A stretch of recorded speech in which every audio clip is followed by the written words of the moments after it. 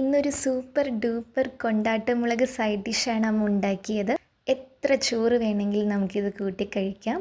അപ്പോൾ അമ്മ എങ്ങനെ ഉണ്ടാക്കിയതെന്ന് നോക്കാം. ഈ കൊണ്ടാട്ടമുളക് നമ്മൾ വീട്ടിൽ തന്നെ ഉണക്കിയെടുത്തതാണ്. അത് നമ്മൾ എണ്ണയിലിട്ട് നന്നായി ഇതുപോലെ ഫ്രൈ ചെയ്തെടുക്കുക. എന്നിട്ട് മിക്സിയിൽ ഒന്ന് പൊടിച്ചെടുക്കുക. ഇനി നമുക്ക് വേണ്ടത് ആവശ്യത്തിന് വെല്ലുള്ളി പൊടി പൊടിയായി അരിയുക, തക്കാളി അതേപോലെ ചോപ്പ് ചെയ്യുക, നല്ല കട്ട തൈരും.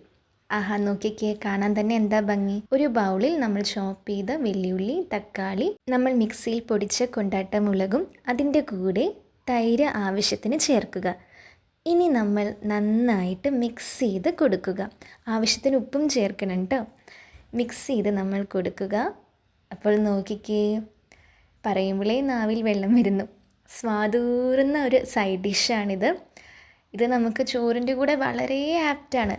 തൈരും ഈ സൈഡ് ഡിഷും ചോറും ഉണ്ടെങ്കിൽ വേറെ ഒന്നും നമുക്ക് വേണ്ട. അത്ര സ്വാദാണിത്. ഇതെല്ലാവരും ട്രൈ ചെയ്ത് നോക്കണം.